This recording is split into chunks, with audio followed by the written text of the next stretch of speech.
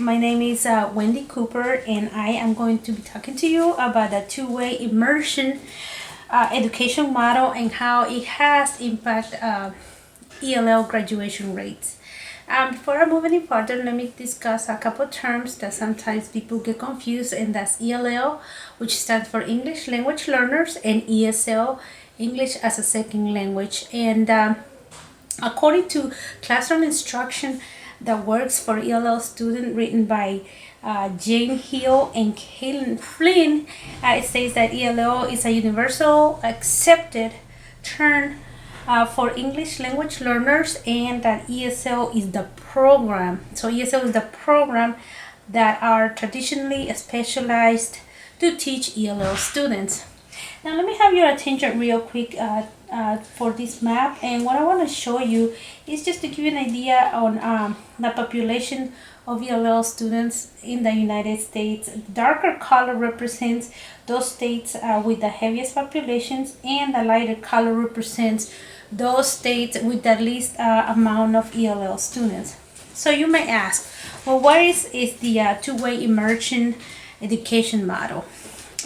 So just to give you a little background, it started with it falls under the dual language programs, which is the use of two programs for literacy and content instruction for all students in the United States. Programs use English being the primary language and the partner language, and normally that is Spanish, just because the Spanish population it's so much greater than any other. The programs provide the same academic content and addresses the same standards as other educational programs. So basically it's no different than they have the same standards as per se math. They provide instruction in two languages over an extended period of time, from kindergarten to 5th grade, and instruction as the student gets older. Instruction eventually goes into the 50% of the time. Basically, instruction in the language partner is in 50%, used 50% of the time. So now the two-way immersion model is a kind of dual language education that combines students from two languages, groups for instruction in both their language and in a partner language, and it has been in existence for 40 years. This model has proven to work really well according to research, and it continues to be used across the nation and in other countries. Actually, the same model has been used in other, not just here, but in also in other countries. Now, the programs provide both groups of students with core academic instruction in their native language and the other language. There are two main program models that fall under the two-way immersion program, and that's the 90-10 and the 50-50.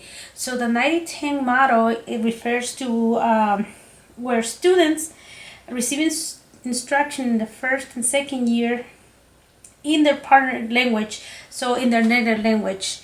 90% of the time they receive instruction in their native language and 10% instruction in English. But as they get older, it starts to lessen the amount of instruction that they receive in their language, and eventually goes to 50-50, and that is the other model, which is 50% of the time the instruction is received in the native language and 50% of the instruction is received in the other language, so per se English and Spanish.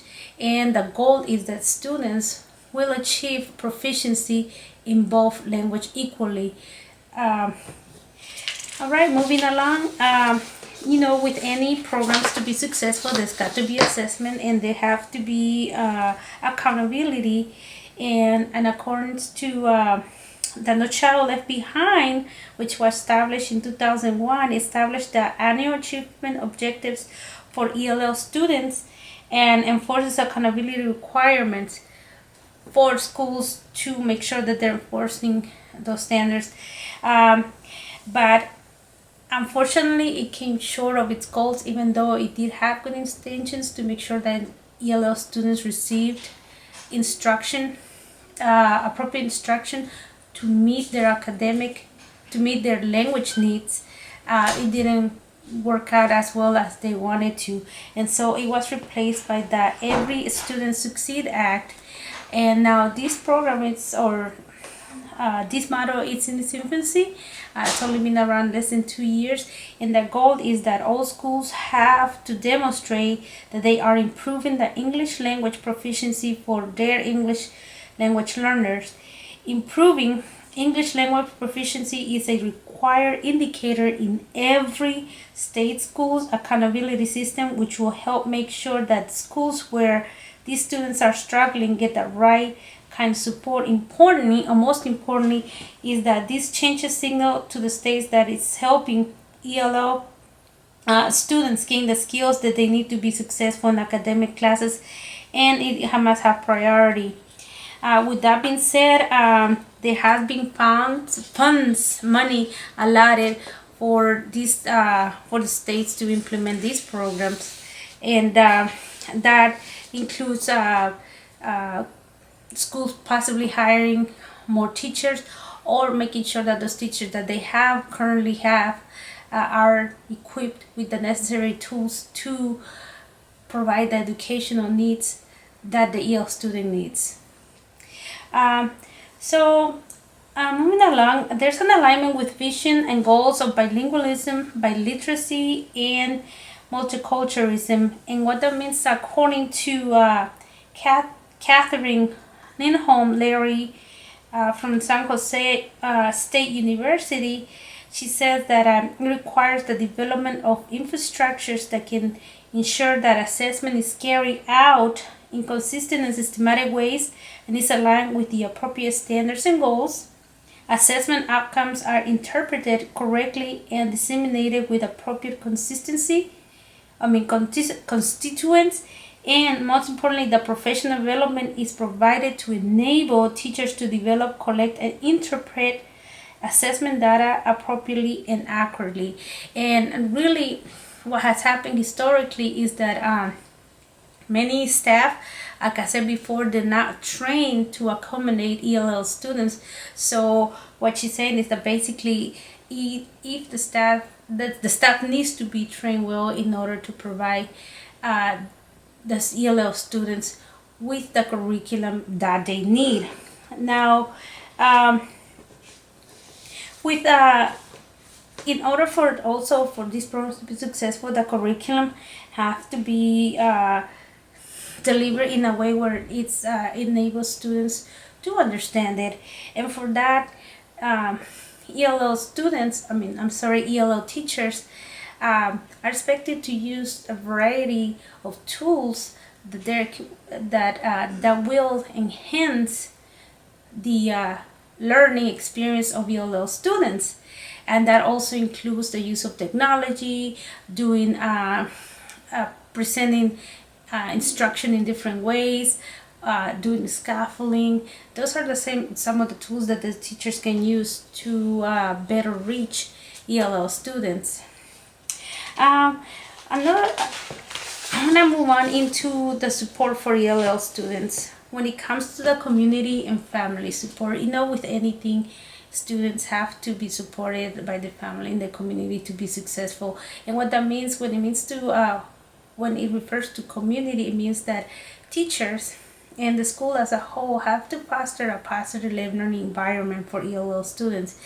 And in return, they also have to foster a welcoming environment for the families to see how their students are doing. Historically, many parents of ELL students don't get involved, not because they don't care, but because they don't speak the language, and a lot of them they don't have higher education levels and don't really know how to get involved. So what he's saying is that it's important that the schools get those parents involved to help that student succeed. Now, let me do real quick. I wanted to show you a map that shows the trends when it comes to graduation rates for ELL students, and the bright colors, or these light colors, represent of those states that have the lowest percentage of graduating students, and the darker color represents those states that with the highest graduation rates. For instance, Iowa happens to be the highest, happens to have the highest graduation rate, and when it comes to Nevada, Arizona, they happen to have the lowest graduation rate.